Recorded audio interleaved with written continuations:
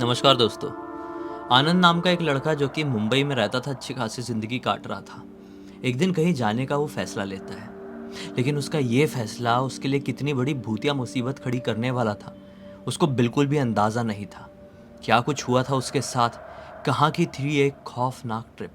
आइए जिया की ज़ुबानी ये कहानी फुल डिटेल में जानते हैं। तो भाई ये जो आनंद नाम का लड़का है, ये मुंबई का ही रहने वाला लड़का है। हमेशा से ये मुंबई में ही रहा करता था अपनी पूरी फैमिली के साथ। लेकिन जो आनंद बिलोंग करता था ना, वो राजस्थान के एक छोटे से गांव से बिलोंग करता था। उसके जो दूसरे रिश्तेदार थे, जैसे चाचा, बड़े पापा, दादा दादी, सब लोग गांव में ही रहा करते थे।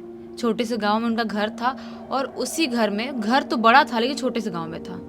क्योंकि ये लोग मुंबई में रह रहे थे, पैसे वैसे कमा रहे थे, इसके पापा अच्छा खासा पैसा कमा रहे थे, इसके पापा इंजीनियर थे। तो उसकी वजह से ये लोग क्या करे थे कि अपने गांव में बड़ा घर बनवा दिए थे। तो लेकिन फिर भी ये लोग ना ज़्यादा आना जाना गांव में करते नहीं थे।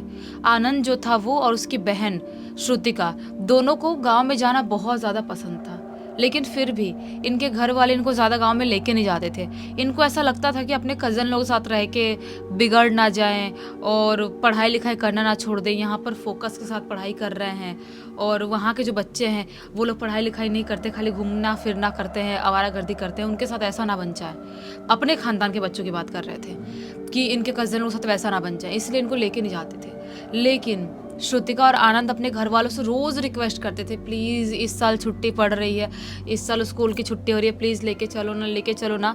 जो ये आनंद था वो क्लास 10th में पहुंचा था, पिछले साल की बात है। और जो श्रुतिका थी वो आई थिंक क्लास 8 में थी। तो ये लोग अब बोलते हैं कि हमको नहीं पता, हमारा स्कूल भी 1-2 साल में ख़त्म होने वाला है। श्रुतिका ऐसा बोलती है, मेरा भी 1-2 साल में ख़त्म होगा, और भाई का तो इस साल का ही है, उसके बाद वो कॉलेज में चला जाएगा। तो हमें नहीं पता, हमको गाँव चलना है। हम जब तक थोड़े से बच्चे हैं, हमको गांव की ज़िंदगी जीना है, प्लीज़ हमको गांव लेके चलो। अब इतना रिक्वेस्ट करते हैं बच्चे, तो घर वाले भी रेडी हो जाते हैं। लेकिन घर वाले ज़्यादा इसलिए भी नहीं जाते थे कहीं, क्योंकि इनके पास डुग्गू नाम का एक ये था, रॉटवाइलर कुत्ता था, डुग्गू नाम का। तो उसके साथ ये लोग रहा करते थे यहाँ पर। तो उसको छोड़ के कैसे जाएंगे किसी भी जगह पर? ऐसे ही छोड़ के जाना, कोई भी उनका कुत्ते का रखने वाला घर होता है वहाँ पे छोड़ के जाना इनके लिए बहुत रिस्की लगता था, क्योंकि डुग्गू इनसे बहुत कनेक्टेड था। बिल्कुल भी वो ऐसा कुत्ता था इनका कि इनके बिना रह ही नहीं सकता। बहुत लाड प्यार वाला कुत्ता था। रॉटवाइलर तो था, लेकिन फिर भी वो इतना एग्रेसिव नहीं था। वो अच्छे शांत नेचर का था, ऐसा वाला था। तो इसीलिए ये लोग सोचते कि अब हम उसका डुग्गू का क्या करेंगे, वो कैसे जाएगा राजस्थान के इतने छोटे से गांव में, उसको कैसे लेकर ट्रैवलिंग करेंगे। तो इनके पापा जो थे वो क्या बोलते हैं कि हम अपने कार से जाएंगे, टेंशन ही नहीं। ट्रेन से जाने का टेंशन होगा, फर्स्ट क्लास का टिकट लेना पड़ेगा, डुग्गू के लिए फॉर्म भरना पड़ेगा, उसके बाद उसको अंदर एंट्री मिलेगी ट्रेन में, ऐसे मिलेगी नहीं, बहुत झंझट होगा। और बेचारे को हम इतना झंझट में लेके जा भी नहीं सकते। इससे अच्छा हम कार में जाएंगे, और मस्त उतरते हुए वो भी अपना सुसु करना होगा, पोटी जितनी बार करना उतनी बार कर लेगा, हमारा भी खाना पीना होगा, और एक रोड ट्रिप भी हो जाएगा। तो हम लोग कार से जाएंगे।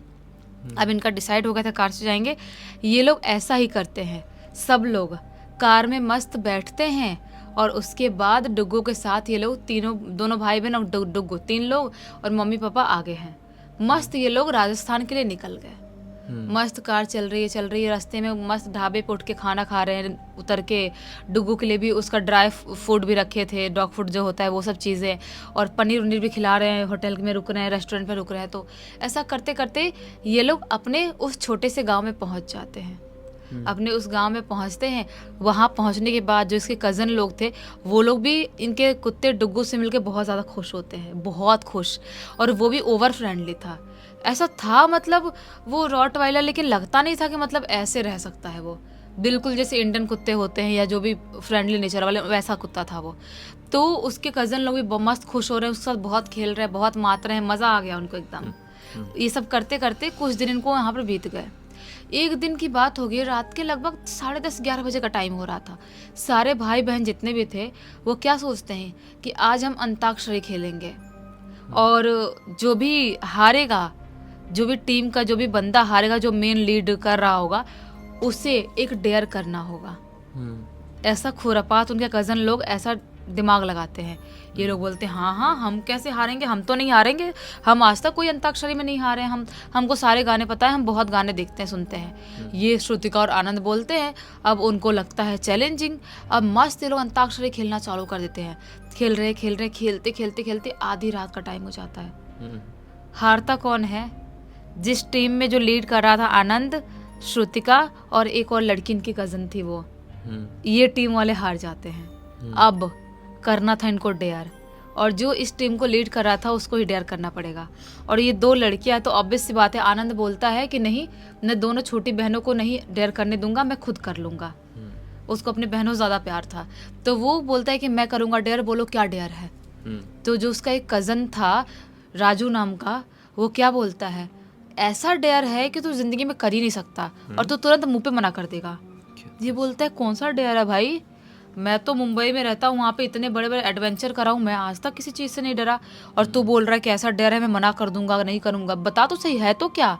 राजू बोलता है कि हमारे गांव के जो एकदम वो पतली वाली रोड नहीं जाती है, आखिरी वाली, जो आखिरी हवेली टाइप का घर है, जो तूने देखा होगा आते टाइम भी गाड़ी से, पुरानी सी हवेली है, तू खाली उस हवेली में जाके दिखा दे। ये बोलता है वो कौन सी बड़ी बात है, हम लोग गाड़ी से जब आ रहे तब भी मैंने उस हवेली को देखा था और नॉर्मल से दिखाई दे रही थी, और उस हवेली में जाना इतनी बड़ी बात क्या है? तो राजू बोलता है बेटा वो हवेली कोई नॉर्मल हवेली नहीं है। ये बोलता है क्या मतलब है तेरा? आनंद ऐसा बोलता है। राजू बोलता है वो हवेली बहुत ही बुरी तरह से भूतिया है। ये बोलता है भूतिया? लेकिन देख के तो दिन में नहीं लग रही थी ऐसी। बोलता है राजू दिन में जो भी चीजें हैं वो गई भाड़ में, दिन की बात मत कर तू, लेकिन एक बार रात का टाइम हो जाए और उल्टा आधी रात का टाइम हो जाए, उस टाइम पे उस हवेली के अंदर से घुर्राने की, कुत्ते के रोने की और अजीब सी गंदी सी डबल ट्रिपल आवाज में किसी के रोने की आवाज सुनाई देती है।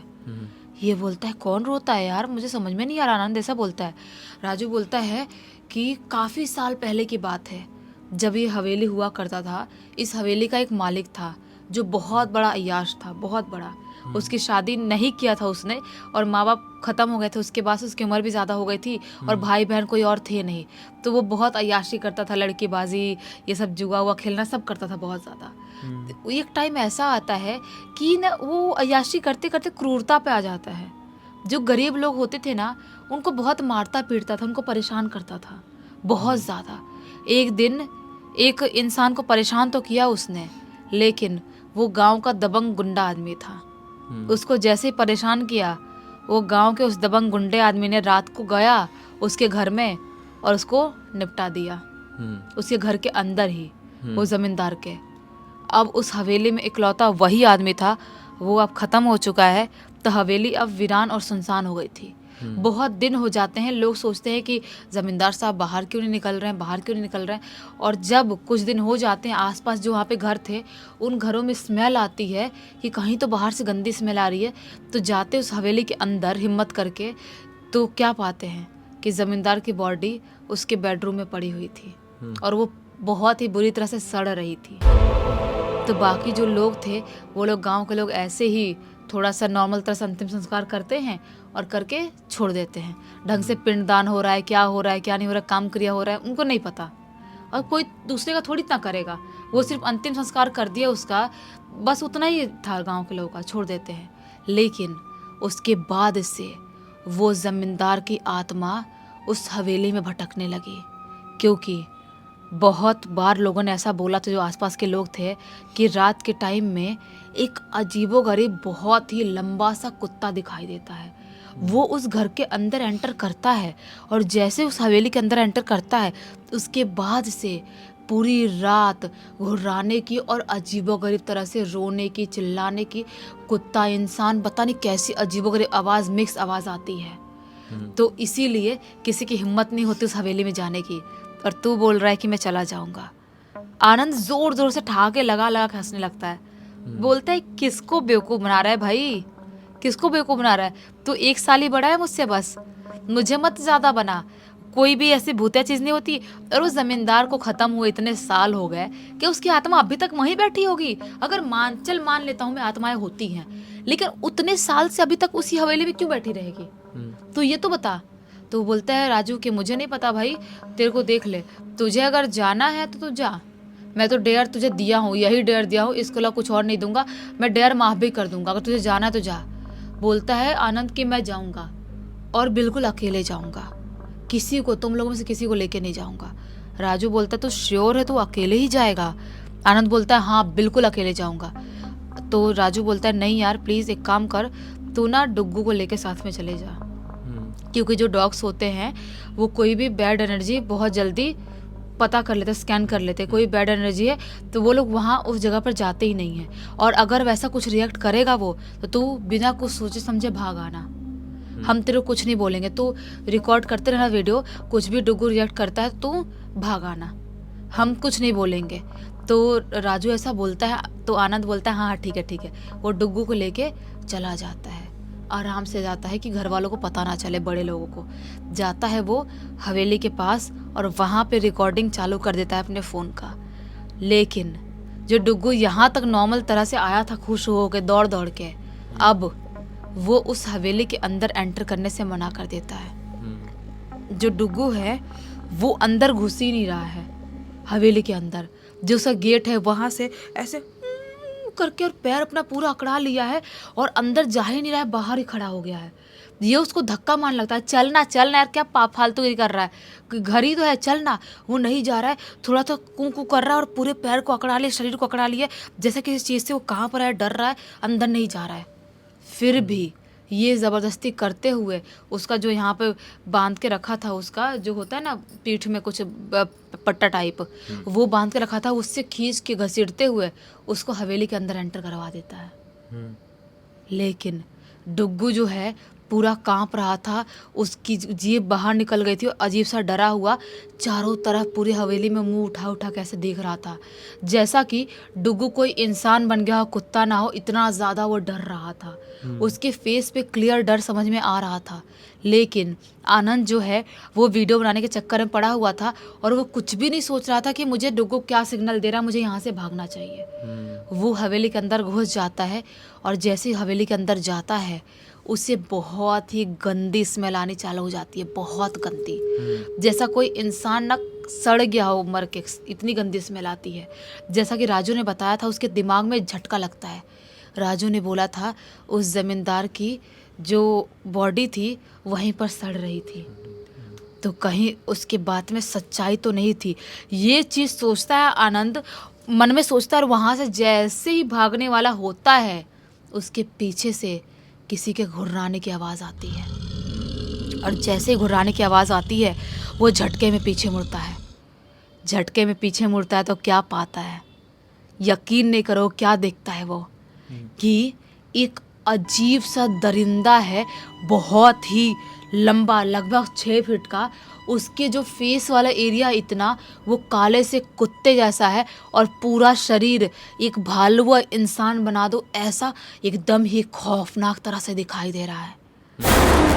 ये इसका फ़ोन ऐसे था, रिकॉर्ड करते करते उसका फ़ोन उसके हाथ से हाथ कांपते हुए गिर जाता है, और जैसे फ़ोन गिरता है वो जो भी शैतान था, वो कुत्ता रूपी जो भी शेफ शिफ्टर जो भी बोल दो, या जो भी शैतान था, वो देख के इसको ज़ोर ज़ोर से चिल्लाना चालू कर देता अजीबोगरीब आवाज़ में, जैसा किसी बहुत ही अजीब सी मशीन की आवाज़ आती हो ना जंग लगी वैसी, और कुत्ते की रोने की आवाज़ मिक्स आती है, ऐसे गंदी आवाज़ आने लगती है। और वो जो इसका कुत्ता डुग्गू था वो भी ज़ोर ज़ोर से रोना चालू करता है, कांपने लगता है, ज़ोरों से ऐसे कांपने लगता है। ये अब समझ नहीं पाता मैं करूँ तो करूँ क्या। ये सोचता है कि मुझे यहाँ से भागना चाहिए, डुग्गू को छोड़ देता हूँ, वो खुद से भाग लेगा, मुझे यहाँ से भागना चाहिए। और जैसे ही ये गेट के बाहर ऐसे भागने के लिए होता ही है, वो जो शैतान था ना उसको ज़ोर से ऐसा पकड़ता है, उसके गले को पकड़ के और ज़ोर से उसको वहीं पर पटक देता है। बस आनंद को इतना ही याद है, उसने उठा के उसको जोर से पटका था। अब सुबह इसकी आंख खुलती है, ये अपने घर पर था, इसके आसपास सारे इसके फैमिली मेंबर सब लोग वहीं पर खड़े थे, और जब इसकी आंख खुलती है रोते हुए चिल्लाते हुए बोलता है डुग्गू डुग्गू कहाँ है, डुग्गू कहाँ है।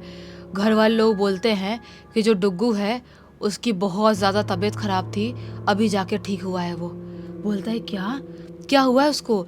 बोलते हैं घर वाले वो अजीब सा कांप रहा था, उसको बहुत बुखार लग गया था और अजीबोगरीब हरकत कर रहा था वो। ये बोलता है तो मुझे मुझे कौन यहाँ पर लेके आया उस हवेली के पास से?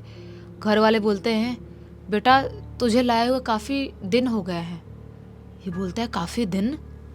ये घर वाले बोलते हैं हाँ, लगभग 1 हफ्ते का टाइम हो गया है। तू हमें उस हवेली के बाहर बेहोश मिला था और जब तेरे भाई बहनों से पता चलता है कि तू डेयर करने के लिए उस हवेली में गया था तो बहुत टाइम नहीं आता है, तो हम लोग तेरे को उठा के वहाँ से लाते हैं। और जो डुग्गू था तेरे पास ही खड़े होकर ज़ोरों से कांप रहा था और रो रहा था, उसको हम लेके आए थे। उतने दिन से वो भी बीमार था, बुरी तरह से अपने बेड से उठ नहीं पा रहा था, ना खा पी पा रहा था, और तू भी बीमार था। अब जाके तू होश में आया है और डुग्गू भी आज थोड़ा सा कुछ खाया है। ये बोलता है ये कैसे हो गया? मैंने जो शैतान देखा था, रोने लगता है, बोलता है मैंने जो शैतान देखा था बहुत ही ज़्यादा खौफनाक था, वो अजीबोगरीब था, मैं उसकी शक्ल ज़िंदगी में कभी नहीं भूल सकता। तो घर वाले बोलते तू गया ही क्यों था वहाँ पर? तेरे भाई बहन बोले थे ना कि कुछ डर लगेगा तो आ जा रहा था, तू आया क्यों नहीं? तेरी गलती है यहाँ पर, किसी और गलती है ही नहीं। वो बोलता है कि मम्मी पापा कुछ भी हो जाए मुझे जल्द से जल्द यहाँ से ले चलो और डुग्गू को भी ले चलो, नहीं तो हम दोनों बच नहीं पाएंगे।